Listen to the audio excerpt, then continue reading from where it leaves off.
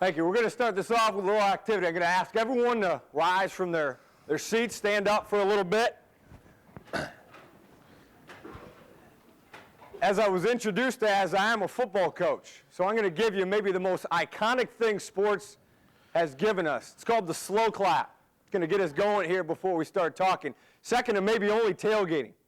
But we're going to start a slow clap. It's going to be rhythmic with me, and we're going to break it down. That's maybe the second thing that we do a lot as coaches. We break things down, we get things ready, and we get people prepared for competition. So we're going to break it down to TEDx.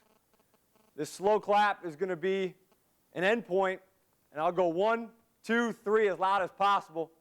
Colby College is going to break it down to TEDx. Can we do that? Any questions? Let's slow clap it up. Good rhythm, not bad. There you go. Oh, 1, 2, 3. TEDx. Not bad. On your seat, on your seat.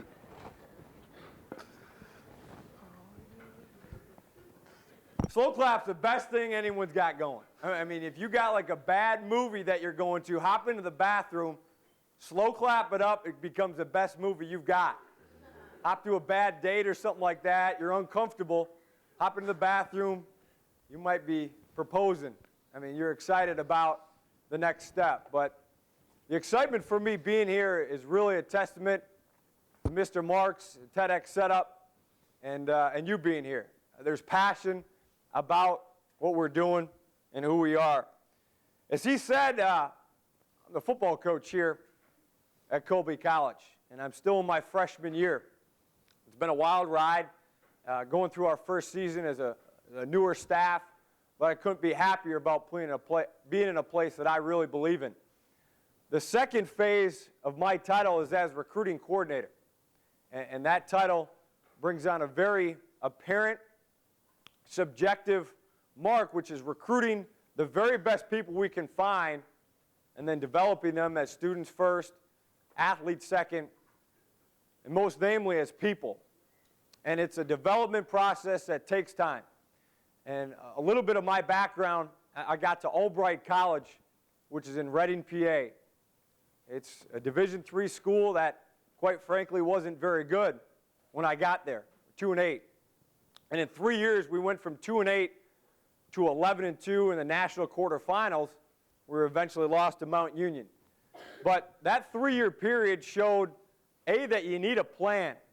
And no matter where you are, that plan has got to center around people. I took my talents to Winona State, my alma mater, and became a recruiting coordinator at a scholarship level school. And the plan was the same. It was recruit and develop. And it focused around people.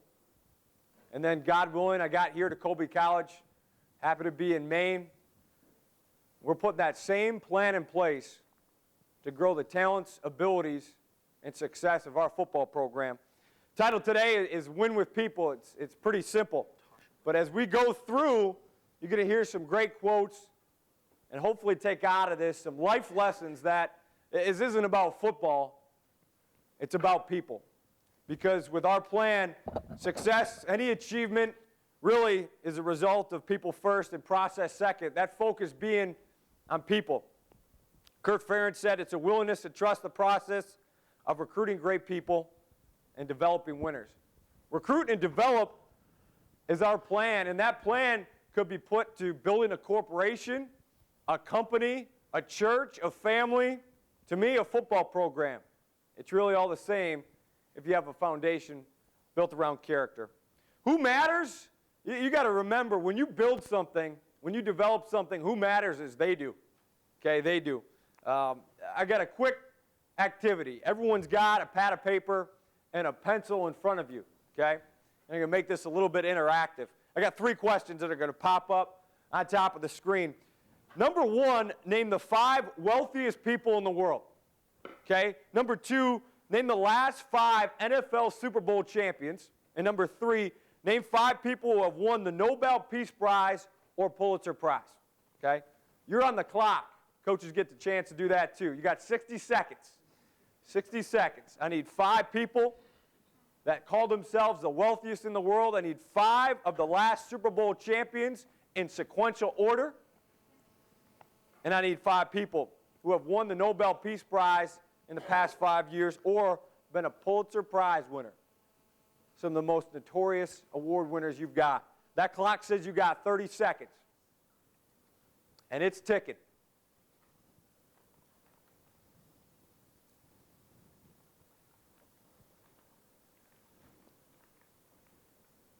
You're at 10.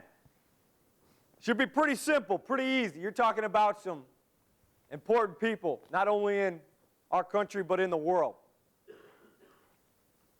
All right, stop. Pencils down. Question remains. Number 1, how'd you do? Okay? Who got them all?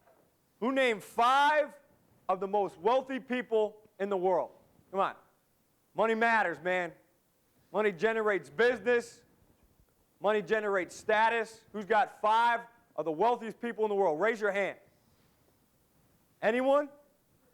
All right, no one got that one. How about 5 of the past NFL Super Bowl champions? Someone's got to have that. The NFL is the most popular game in the United States, probably in the world. We got one hand up here, Mr. NFL. He's like gaming it, fantasy football. He knows it all. Anyone else? We got to have over 50% of the people in the crowd that know the last 5 Super Bowl champions, yes? Couple? Love it. How about 5 of the last Nobel Peace Prize winners or Pulitzer Prize winners? We got one hand up. I'm impressed. God knows I don't know that list. You know, I think as you look at that short activity, it proves one thing. Number 1, you know, none of these headlines really made your memory.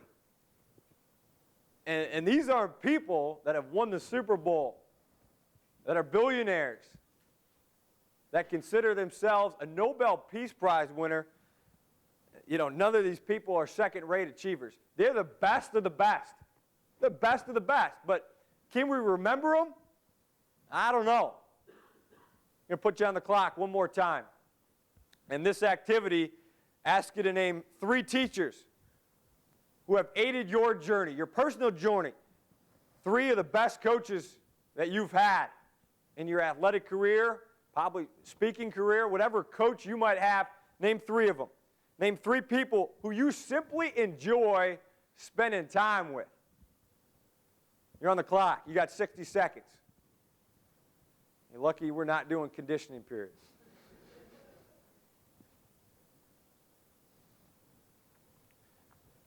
Three teachers who have aided your journey. 3 of the best coaches you've had. 3 people who you simply enjoy spending some time with. Wrap you up at 30 seconds. Those pad and papers rolling. 10 seconds. And stop. Okay, pencils down. I'll pose that same question. Okay, how'd you do? How'd you do in this activity as compared to the last one? Raise your hand if you've got 3 teachers on your paper who have aided in your journey, got you to this point where you're here at Colby College. We got a couple hands up. Not bad. Seemed like it was an easier question than naming the 5 wealthiest people in the country. How about 3 of the best coaches you've had through your athletic career? Hands up. Most of the room, not bad. How about 3 people who you simply enjoy spending time with? 3 people. All right. Hopefully you get a chance to see where I'm going with this one. Simply, people are always remembered for particular accomplishments, but people will always be forever remembered for contributing to the success of others. That is not in headlines in the newspaper. The 3 people who you've interacted with, who have affected your life, they're not in the headlines in USA Today, but they are in the headlines of your heart and your head. And if you believe in the quote, if not you, who? If not now, when? It's going to carry you far with your interactions with people. and finding the right people. Because that's really the most important thing, is at the end of the day, who makes your memories? Well, when building something and understanding that it starts with people, a part of those people is you. And your attitude has got to be one that has a vigor, an enthusiasm, and an attitude of gratitude. One of my favorite quotes says this. Voltaire says, "Paradise is where I am." And let me tell you, as I took my interview here at Colby College, got off the flight in Portland, Maine, that drive up for an hour, there were a lot of trees and a lot of signs that said, "Watch for moose," and I was in a new world. And it was tough maybe for some people to understand paradise, is this paradise? But through the recruiting process for us, we understand that paradise is where I am because you control your attitude and you control the people that will be around you. 3 things right here that I want you to take into consideration. Personal lifestyle is really this in 5 simple words. Paradise is where I am, and you dictate paradise. Right here, right now, is your moment in paradise, so you better be living it. And then attitude is a fundamental. Each and every one of you have got to have daily practice in that fundamental. Appreciate the journey, inspire those that choose to walk beside you. Attitude and success is your choice and your choice only. Everyone's got to be a leader, and you are the CEO of Coach Opgenorth Enterprises. You are the CEO of your business. You decide who to hire to make that business work. Attitude is a daily event. I want to share with you a story. The Stockdale paradox is one that I've really carried with me throughout my career and built our recruiting plan around. Success is maybe a secret, but it's determined by that attitude.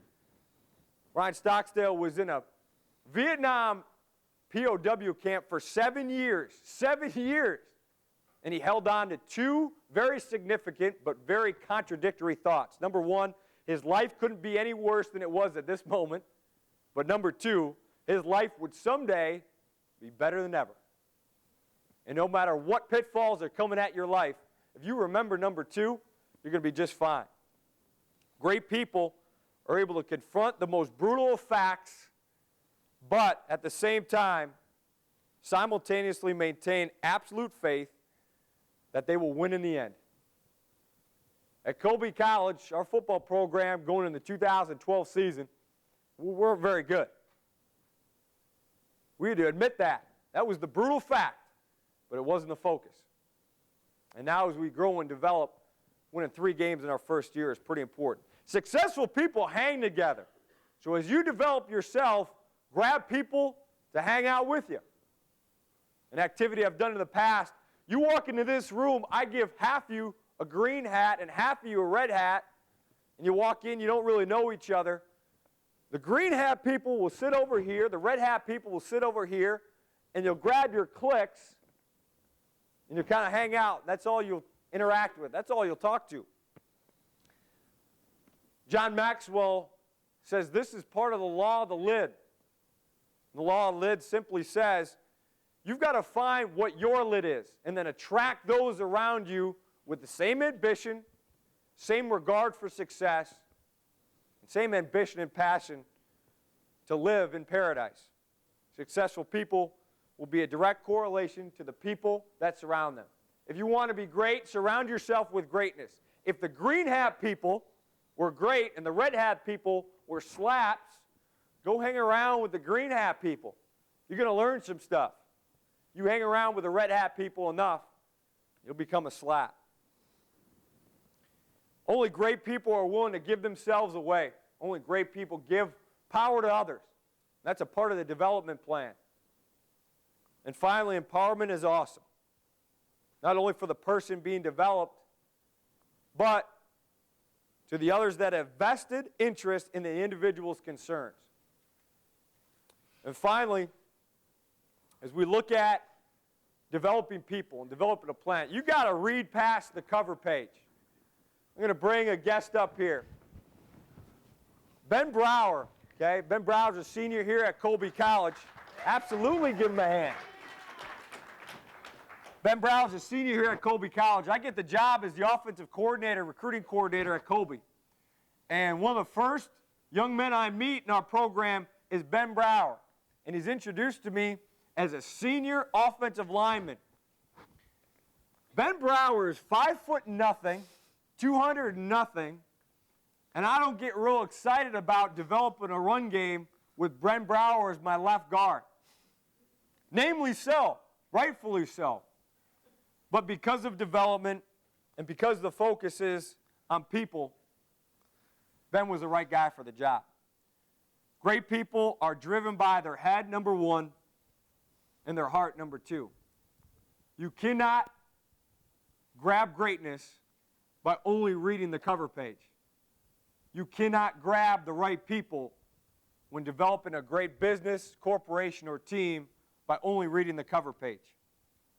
And simply, Ben Brower was the right guy because of his head and his heart. I'm going to finish up with this. We finished our season with a plan of success, not in wins and losses, but simply how committed we are to reaching our full potential. And that potential was us beating Bowdoin College at JUCO school down the road in Brunswick. And I had Ben Brower starting at left guard for me. Ben, would you like to share how we ended our season in your senior year career? Yeah, we had a pretty good day on the ground. We rushed the ball 60 times for 281 yards, and we won the game 17-0 over Bowdoin. Give him a hand for that. Character and leadership will always win. Character and leadership will always win. 6'5", 300 pounds might look good. But with guys like Ben Brower, character and leadership will never fail. Thank you very much. I appreciate it.